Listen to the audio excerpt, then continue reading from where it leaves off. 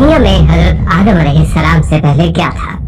ये वो सवाल है जो हम सब के जहन में आता है कि कायनात में इंसानों से पहले आखिर क्या था। लिहाजा आज की इस वीडियो में आप जानेंगे कि इंसान से पहले जमीन पर कैसी खौफनाक मखलूक आबाद थी, और जब अल्लाह ने इंसान को पैदा करना चाहा तो उस पर फरिश्तों को ताज्जुब क्यों हुआ था।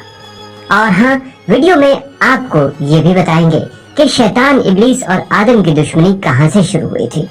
आज की ये वीडियो नाजरीन कुरान और हदीस की रोशनी में पेश की जा रही है। सबसे पहले नाजरीन ये बात वाज़ेह कर दूं कि जब एक सहाबी ने हुजूर नबी अकरम सल्लल्लाहु अलैहि वसल्लम से सवाल किया कि ए अल्लाह के रसूल सल्लल्लाहु अलैहि वसल्लम, जमीन और आसमान को पैदा करने से पहले हमारा परवरदिगार कहाँ था? तो आप सल्लल्लाहु अलैहि वसल्लम ने फरमाया कि अल्लाह के सिवा और कुछ नहीं था। फिर उसने पानी पर अपना अर्श बनाया, गोया ये इस कायनात की इब्तिदा थी। फिर अल्लाह पाक ने कलम को पैदा किया और उसको हुक्म दिया कि हर बात का इल्म अल्लाह ताला के हुक्म और उसके हुक्म से कयामत तक होने वाला सब कुछ लौह महफूज में लिख। इसके बाद आसमान और जमीन के 6 दिन में तख्लीक की गई। जब नाजरीन यमन से आए हुए एक वफद ने हुजूर सल्लल्लाहु अलैहि वसल्लम से कहा कि हम आप सल्लल्लाहु अलैहि वसल्लम से दीन की समझ और कलम की इब्तिदा जानने के लिए आए हैं, तो आप सल्लल्लाहु अलैहि वसल्लम ने फरमाया, जिसका मफहूम ये है कि सबसे पहले सिर्फ अल्लाह पाक का अर्श पानी पर था, फिर उसने कलम पैदा किया। इस कलम ने लोहे महफूज पर कयामत तक होने वाले तमाम वाकयात लिख दिए। फिर आसमान और जमीन को पैदा किया गया। नाज़रीन, इसकी जो तरतीब हमें रिवायात से पता चलती है वो कुछ यूं है कि अल्लाह ताला ने हफ्ते के दिन मट्टी यानी जमीन को पैदा किया। जब अल्लाह करीम ने जमीन बनाई तो वो कांपने लगी। फिर अल्लाह करीम ने इतवार को इसमें पहाड़ बनाए जमीन को सहारा देने के लिए, ऐसे जैसे इसमें कील ठोक दिए। इससे जमीन साकिन हो गई। फिर पीर के दिन इसमें दरख्त लगाए, मंगल के दिन तकालीफ, मुसीबतें, जरासीम और बीमारियां बनाई, जबकि बुध के दिन नूर को पैदा फरमाया।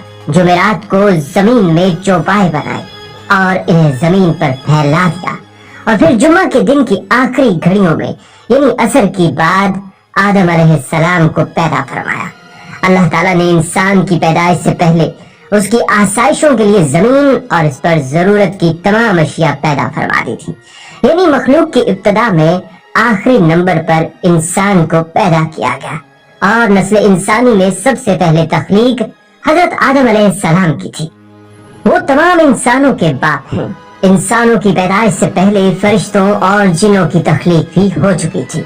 और नाज़रीन, फरिश्तों का असल ठिकाना आसमान है और फरिश्ते जमीन वालों के लिए इस्तग़फ़ार करते हैं। फरिश्तों को नूर से पैदा किया गया, जबकि जिन्नों की पैदाइश आग से की गई। इंसानों की तख्लीक मट्टी से हुई, जबकि शैतान जो था वो भी फरिश्तों में से नहीं बल्कि जिन्नों में से था और उसकी तख्लीक भी आग से की गई। कुछ रिवायात से पता चलता है कि हजरत आदम अलैहिस्सलाम से 2000 साल पहले जिन्नात पैदा किए गए, और जब वो फितना फसाद में हद से आगे बढ़ गए तो अल्लाह ताला ने उनकी तरफ फरिश्तों का एक लश्कर भेजा। उनमें खूब मार का आराई हुई और फरिश्तों ने जिन्नों को तहस नहस कर दिया और समंदरों के जजीरों में पनाह लेने पर मजबूर हो गए। और आज तक उनके रहने की जगह यही जजीरे हैं, क्योंकि शैतान जिन्नात का सरदार है। शैतान का एक तख्त है और वो तख्त पानी पर है। इब्लीस का असल नाम इज़ाजील था और इसकी नाफरमानी के बाद इसे इब्लीस का नाम दिया गया। यहाँ ये बात भी नाज़रीन जान लीजिए कि दुनिया में पहले जिन्नात की हुकूमत थी। यहाँ खून रेजी थी, दंगा फसाद था, नाफरमानी और कुफ्र शिर्क का गलगला था।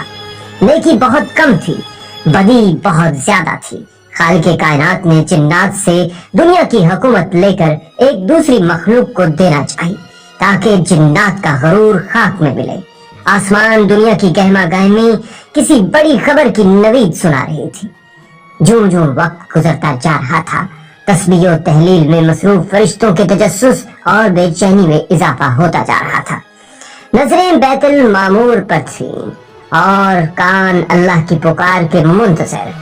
بالآخر انتظار کی گھڑیاں ختم ہوئی اور رب ذوالجلال کا حکم فضا میں بلند ہوا، میں زمین پر اپنا نائب بنانے والا ہوں۔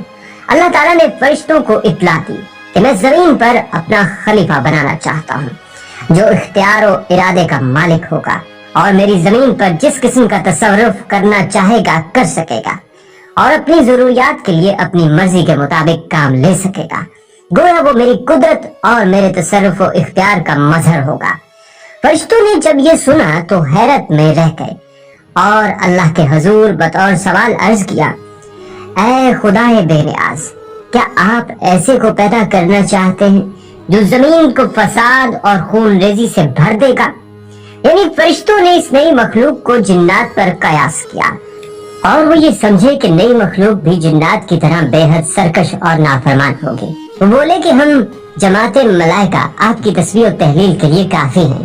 اللہ تعالیٰ نے جواب دیا، آدم کی پیدائش کرنے میں جو جو حکمتیں ہیں تم ان سے واقف نہیں بلکہ ہم ہی خوب جانتے ہیں۔ جب اللہ تعالیٰ نے آدم علیہ السلام کو پیدا کرنا چاہا تو حضرت جبرائیل علیہ السلام کو حکم دیا کہ کرۂ ارض سے مٹی لے کر آؤ۔ حضرت ابو موسیٰ اشعری رضی اللہ تعالیٰ عنہ سے روایت ہے کہ نبی کریم صلی اللہ علیہ وآلہ وسلم نے ارشاد فرمایا، اللہ تعالیٰ نے حضرت آدم علیہ السلام کو ایک مٹھی خاک سے پیدا فرمایا۔ یہ مٹی تمام روئے زمین سے حاصل کی گئی تھی۔ یہی وجہ ہے کہ حضرت آدم علیہ السلام کی نسل میں مختلف رنگ و زبان کے لوگ پائے جاتے ہیں۔ اللہ تعالیٰ نے حضرت آدم علیہ السلام کو 4 عظیم شرف اور مرتبے عطا فرمائے۔ نمبر 1، اپنے ہاتھ سے پیدا فرمایا۔ نمبر 2، روح پھونکی۔ نمبر 3، فرشتوں کو سجدہ کرنے کا حکم فرمایا۔ نمبر 4، اشیاء کے ناموں کے علم سے سرفراز فرمایا۔ تو فرشتوں اور ابلیس سے کہا، میں کھنکھناتے ہوئے سیاہ اور سڑے ہوئے گارے سے ایک انسان بنانے والا ہوں۔ جب میں اسے ٹھیک طرح سے بنا کر مناسب شکل دے دوں اور اس میں اپنی روح پھونک دوں تو تم سب اس کے آگے سجدے میں گر پڑنا۔ اللہ نے پوری زمین سے ایک مٹھی مٹی لی۔ یہی وجہ ہے کہ آدم علیہ السلام کی اولاد میں کوئی گورا ہے، کوئی کالا ہے، کوئی سانولا ہے، کوئی نرم ہے، کوئی سخت ہے، کوئی ناپاک ہے اور کوئی پاک ہے۔ پھر اللہ تعالیٰ نے اس مٹی کے خلاصے سے گارا تیار کیا۔ جب گارا سیاہ اور بدبودار ہو گیا اور اس سے کھن کھن کی آواز آنے لگی تو اللہ تعالیٰ نے اپنے دونوں ہاتھوں سے آدم علیہ السلام کا پتلا بنایا۔ پھر اللہ تعالیٰ نے پتلے کو کچھ عرصے کے لیے ویسے ہی چھوڑ دیا۔ جب ابلیس نے اسے دیکھا تو اس کے گرد چکر لگانے لگا اور اس کو بغور دیکھتا رہا۔ اس نے دیکھا کہ پتلا اندر سے خالی ہے تو وہ سمجھ گیا کہ آدم اپنے اوپر قابو نہ رکھ سکیں گے۔ پھر اللہ تعالیٰ نے جمعہ کے دن عصر کے بعد اس پتلے کو زندہ انسان بن جانے کا حکم دیا۔ حکم سنتے ہی وہ پتلا زندہ انسان بن گیا۔ آدم علیہ السلام کا خمیر مٹی سے گوندا گیا اور ایسی مٹی سے گوندا گیا جو نت نئی تبدیلی قبول کرنے والی تھی۔ جب یہ مٹی پختہ ٹھیکری کی طرح آواز دینے اور کھنکھنانے لگی تو اللہ تعالیٰ نے اس جذبے خاکی میں روح پھونکی۔ ابھی روح ناک کے نتھروں سے داخل ہو کر دماغ تک پہنچی ہی تھی کہ آدم علیہ السلام کو چھینک آئی۔ اسی وقت آدم علیہ السلام کو اللہ پاک کی طرف سے الہام ہوا کہ اس چھینک کے جواب میں الحمدللہ کہو۔ آدم علیہ السلام نے چھینک لیتے ہی الحمدللہ کہا، جس کے جواب میں عرش مولا سے یرحمک اللہ یعنی اللہ تجھ پر رحم کرے گا جواب آیا۔ پھر اللہ تعالیٰ نے ان سے فرمایا، جاؤ ان فرشتوں کو سلام کرو اور سنو وہ کیا کہتے ہیں۔ جو کچھ وہ کہیں وہی تمہارا اور تمہاری ذریت کا سلام ہوگا۔ آدم علیہ السلام ان کے پاس گئے اور ان سے کہا، السلام علیکم۔ فرشتوں نے جواب دیا، وعلیکم السلام ورحمۃ اللہ وبرکاتہ۔ پھر رفتہ رفتہ روح آدم حضرت آدم علیہ السلام کے تمام جستے خاکی میں سرایت کر گئی۔ یہ وہ مٹی کا پتلا یک با یک گوشت پوست ہڈی پٹھے کا زندہ انسان بن گیا اور ارادہ، شعور، حس، عقل اور وجدانی جذبات و کیفیات کا حامل نظر آنے لگا۔ پھر اللہ تعالیٰ نے آدم کو سارے نام سکھا دیے۔ پھر اللہ پاک نے فرمایا، اے ملائکہ ان چیزوں کے نام بتاؤ۔ فرشتوں کو بھی خبر تک نہ تھی کہ ان چیزوں کے کیا کیا نام ہیں۔ کائنات کی تمام اشیاء فرشتوں کے سامنے پیش ہیں اور ان کے نام ان معصوموں سے دریافت ہو رہے ہیں۔ یہ کیوں؟ یہ صرف آدم علیہ السلام کا اعزاز بڑھانے کے لیے۔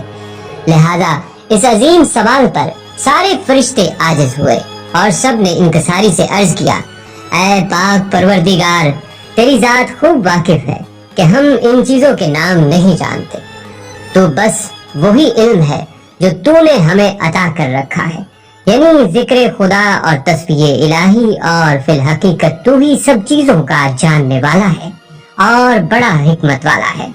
جب اللہ تعالیٰ نے آدم علیہ السلام کو پیدا کیا تو چونکہ اللہ تعالیٰ وجود آدم علیہ السلام کے چراغ میں روحانیت کا روغن ڈال کر اسرار الہی کی قندیل روشن فرمانا چاہتا تھا، اس لیے آدم علیہ السلام کو خلاصہ موجودات بنا کر فرشتوں کے سامنے پیش کیا اور فرمایا کہ آدم کے سامنے سجدے میں گر جاؤ۔ فرشتے اب تک رب کے لیے سجدے کرتے چلے آ رہے تھے، مگر آج کا سجدہ جداگانہ نوعیت کا تھا، گویا کہ تھا تو یہ بھی حکم الہی کے سامنے، اور اس وقت حضرت آدم علیہ السلام اور الہی تجلی گاہ کے طور پر جلوہ گر تھے۔ ان کے سامنے کیے جانے والا سجدہ بھی در حقیقت رب ہی کو سجدہ تھا، کیونکہ اس کا حکم جو تھا، مگر اب یہ سجدہ بواسطہ آدم علیہ السلام تھا۔ یہ ایک ایسا سجدہ تھا جس نے کروڑوں کے سجدے مقبول بنا دیے اور ابلیس کے کروڑوں سجدے مردود کرا دیے، لہذا حکم خداوندی ملتے ہی تمام فرشتے سجدے میں گر گئے، مگر ابلیس نے سجدہ کرنے سے انکار کر دیا۔ یہاں یہ بات قابل ذکر ہے کہ انسانوں میں بھی نافرمانی اور ظلم کا مادہ ہے، لیکن یاد رہے کہ وہ جنات کے مقابلے میں کم ہے۔ یوں سمجھنا چاہیے کہ انسان ایک ایسی مخلوق ہے جو فرشتوں اور جنات کے بیچ کی معتدل مخلوق ہے۔ حضرت آدم علیہ السلام کی تخلیق اور فرشتوں کے کلام کے بارے میں قرآن کریم میں ارشاد ہے کہ اے پیغمبر، اس وقت کا تصور کرو جب آپ کے رب نے فرشتوں سے کہا کہ میں زمین میں ایک خلیفہ بنانے والا ہوں، تو وہ کہنے لگے کیا تو اس میں ایسے شخص کو خلیفہ بنائے گا جو اس میں فساد مچائے گا اور ایک دوسرے کا خون بہائے گا، جبکہ ہم تیری حمد و ثنا کے ساتھ تسبیح و تقدیس بھی کر رہے ہیں۔ اللہ تعالیٰ نے انہیں جواب دیا کہ جو کچھ میں جانتا ہوں وہ تم نہیں جانتے۔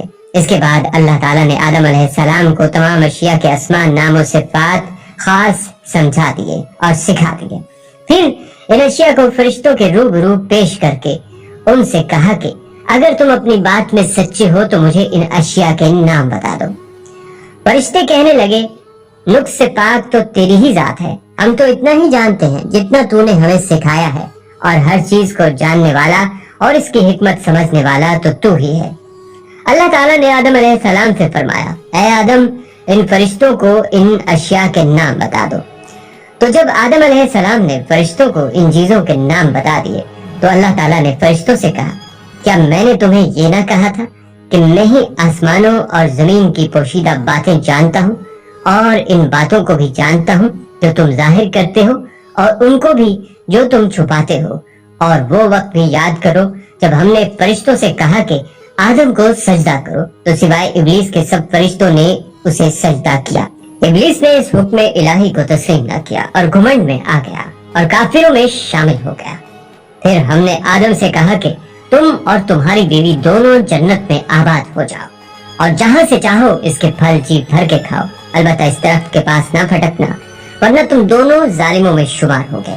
آخرکار شیطان اس درخت کی ترغیب دے کر آدم و حوا دونوں کو ورگلا دیا اور جس حالت میں وہ تھے انہیں وہاں سے نکلوا کر ہی دم لیا۔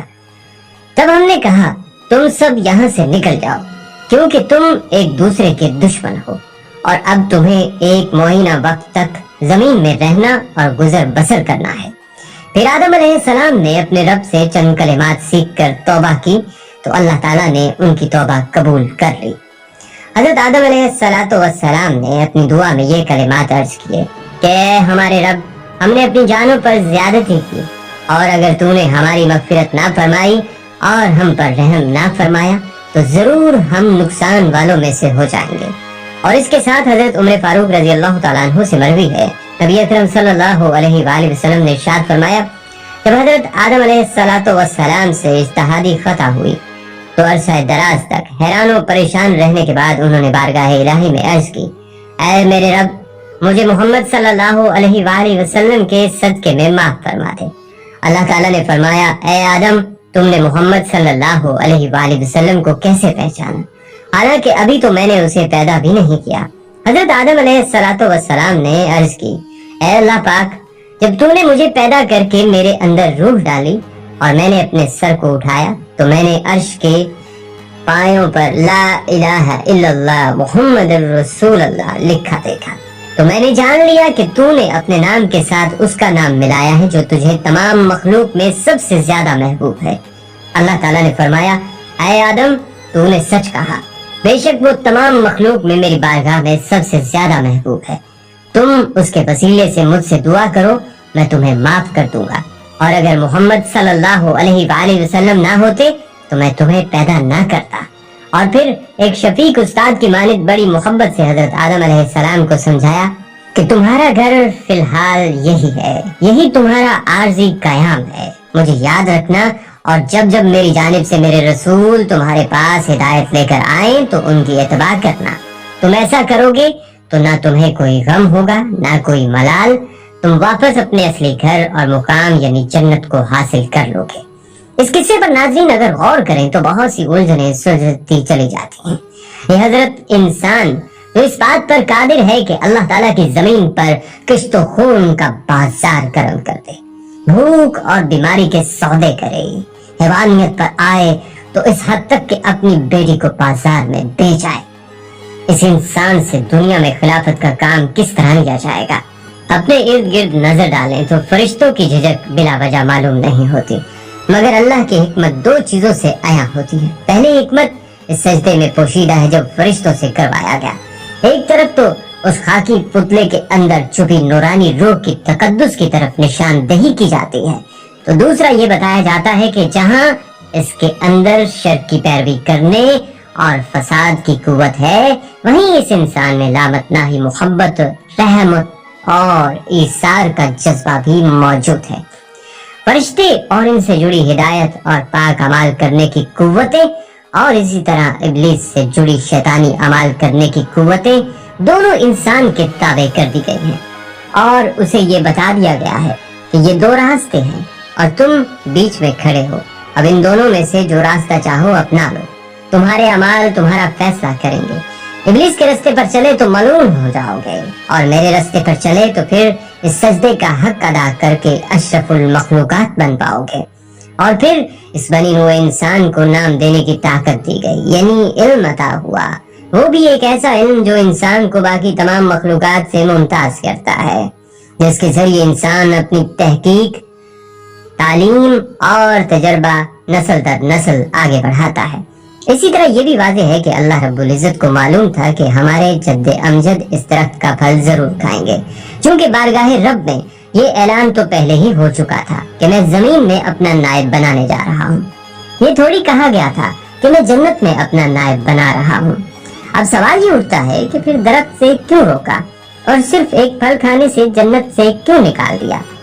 یہ دراصل انسان کی تخلیق اور تکمیل کا آخری مرحلہ تھا، یہ وہ پہلا از خود فیصلہ تھا جو انسان نے کیا، یہ اس بات کی نشاندہی تھی کہ اب یہ خاکی مخلوق تیار ہے کہ اپنے امتحان گاہ میں بھیج دی جائے اور ایک مقررہ وقت تک اپنے علم الاسما کو استعمال کرتے ہوئے اپنا ذہنی، علمی اور عمرانی ارتقاء کرے، اور ساتھ ساتھ علم وحی کی متلاشی رہے، اور جب بھی رسول صلی اللہ علیہ وآلہ وسلم بارگاہ ربانی سے ہدایت لے کر آئیں، یہ انسان ان کی تصدیق کر کے اپنے لیے نجات کی راہ ہموار کرے۔ یوں انسان کو علم کا ہتھیار دے کر بھیجا، اور ساتھ ساتھ اس کی نجات سے جڑی تین باتیں اس کے اندر سختی سے بٹھا دی گئیں۔ اول یہ کہ جنت میں وقت گزارنے کا موقع دے کر اس کے دل میں لاشعوری طور پر اس کی محبت بھر دی گئی، اور یہ بتا دیا گیا کہ یہی تمہارا اصل مقام ہے، اور پھر یہ جو نکالے جانے کے باعث تم اسفل سافلین ہو گئے ہو، تو وہ اپنے اعمال اور اٹھان سے اپنی کھوئی ہوئی ساکھ دوبارہ بحال کرو اور اپنا اصل مقام دوبارہ تلاش کرو، یہی تمہارا امتحان ہے۔ پھر شیطان کی وجہ سے اس مقام کا چھیننا، اس کے اندر اس بات کو بٹھایا گیا کہ شیطان میرا کھلا دشمن ہے، اس کی چال سے مجھے ہر دم ہوشیار رہنا پڑے گا، اور آخر میں یہ بھی سکھایا گیا ہے کہ یہ سفر یقیناً بہت لمبا اور مشکل ہوگا، تکلیف بھی ملے گی، مشکلات بھی آئیں گی، بشری کمزوری کے باعث گناہ بھی سرزد ہوں گے۔ ایسے میں کیا کرنا ہے؟ ایسے میں سارا غرور، تکبر ایک طرف رکھ کر صدق کے دل سے اللہ سے معافی مانگنی ہے اور رجوع کرنا ہے۔ اللہ ہم سب کو ان نصیحتوں پر عمل کرنے کی توفیق دے، آمین یا رب العالمین۔